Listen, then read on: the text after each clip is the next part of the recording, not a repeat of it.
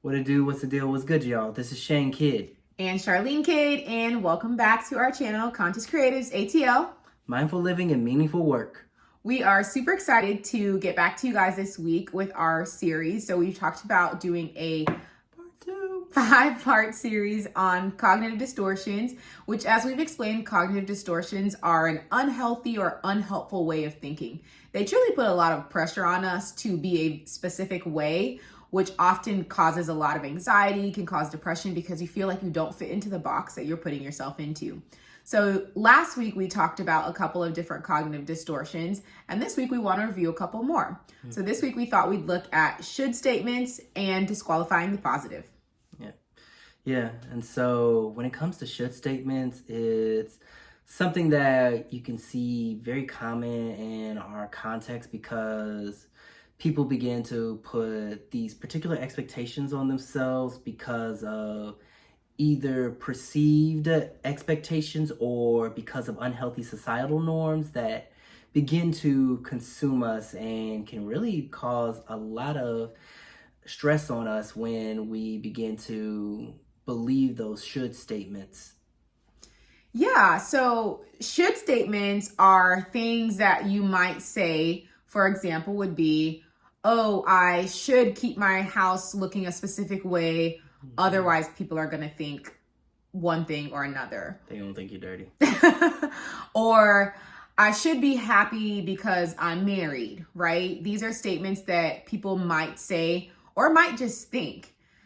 Or another example might be, I should be happy because I have a job that pays the bills, or I should be able to get through this depression by myself. Things like that, which seem like they're not statements that can be a bad thing, but truly they are because they put you in a certain expectation about how things should be. And if you don't feel that way, it almost makes you feel as though something is wrong with you or you're defective in some way. Yeah, and then also recognizing it's not always people saying should, because definitely knowing there's diverse vernacular. And so some people may say ought, some people may say must for like certain statements, like, I ought to be here because I'm 30, so I should have my life together. Or even like, oh, I must do the laundry because that's being a good housekeeper. Yeah, so should, ought, must. We don't really say ought and must a lot. It sounds a little foreign, but yeah, those would definitely be some word choices that people in other parts of the world may use, or even other parts of the US, obviously, would use words like must and ought in the similar context that we would use should. Yeah, we're Southern folks. So. We're Southern, so we say we should. So we also use finna. Yeah, that's another good one. So exactly, we definitely wanted to bring this one to you guys' attention because should statements are something that we want to work through.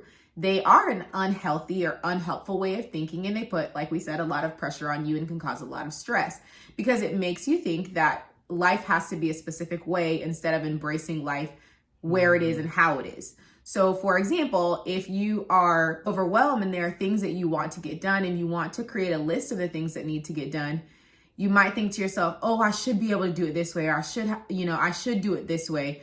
When realistically, there are many ways to do it and you can still get to where you want to be. Or one example that you had mentioned when we were kind of talking through our video was, oh, I should be good at doing this. I should be good at running this business, even though like you're just starting out. So maybe you're not the best at it. And so when we see things like that or hear things like that, we want to pay attention to what we're thinking about. We want to be able to identify that thought. So if you catch yourself saying, oh, I should, or I must, or I have to, or I ought to, ask yourself what comes behind that. So for example, one way we might look at that is someone says, oh, I should weigh X amount of pounds, right? You're going to ask yourself, like, why? And maybe they think, oh, if I weigh this amount, then people are going to be attracted to me. And so that doesn't necessarily equate to truth in any way, right? So we want to make sure that we're thinking about what comes after that should statement, because really that's the belief that you have. It's what comes after the should statement that really needs to be challenged. So, for example, I should be able to run this business because if I can't, then that means I'm not smart or I'm not good at handling a entrepreneurial type of workspace. There are lots of things that can come after that. So you want to ask yourself, once you identify that you've made a should statement, you want to ask yourself, what comes after that? Why do I feel that way? Why do I think it has to be like that? Do you have any other examples of should statements and the things that follow them?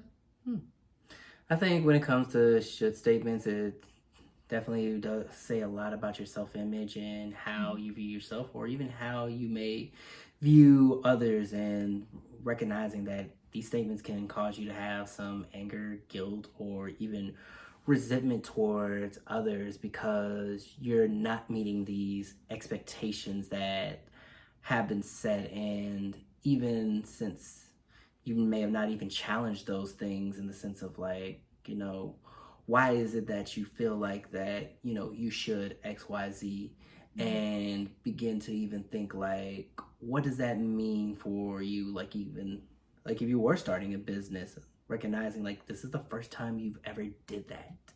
And so knowing that you're not going to know everything, or everything is not going to go perfectly, and it's okay that things happen and problems come up, and we are human.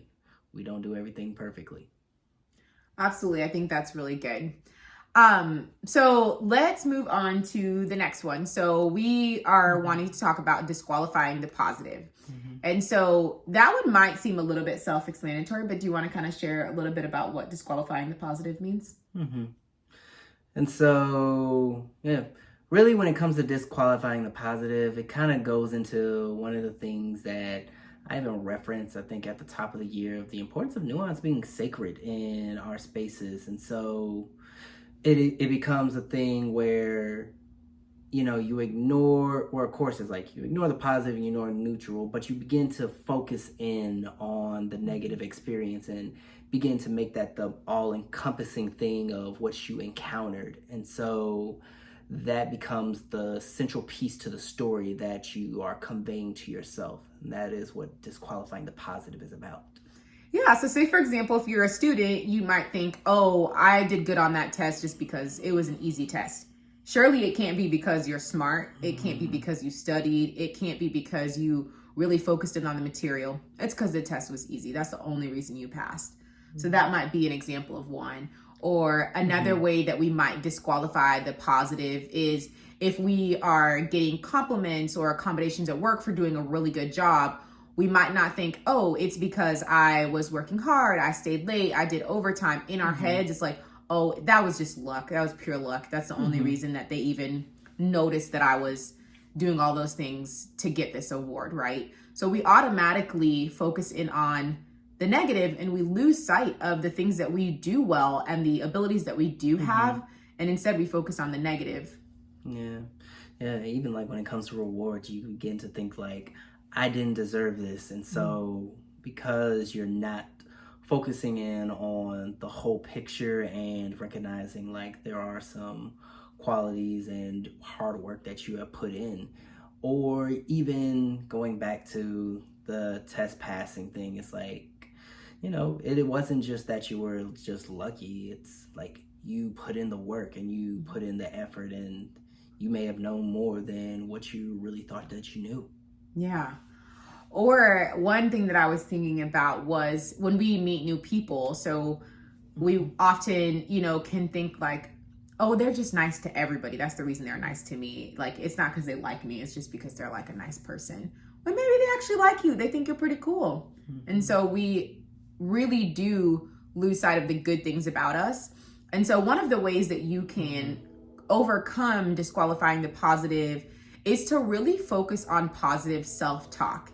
And so what that's going to look like is when you recognize that you are saying something negative to yourself, or you're disqualifying a positive thing, you want to identify that thought and then be able to say something positive to really give yourself a positive pep talk, so to speak, in that situation. So for example, if you catch yourself saying, oh, the only reason I passed that test is because it was easy, As soon as you notice yourself saying that, which we're not saying capturing your thoughts or identifying your thoughts is easy. It takes a lot of work to be mindful about the things that you're telling yourself in your thoughts.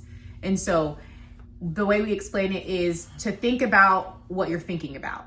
And so it takes time and it takes practice, but as soon as that thought comes to your mind, you want to be able to say, no, the reason that I passed that test is because I studied hard, or I knew the material, or I've been paying attention in class, or whatever the reason is, where you give yourself some credit because you do deserve credit in that situation.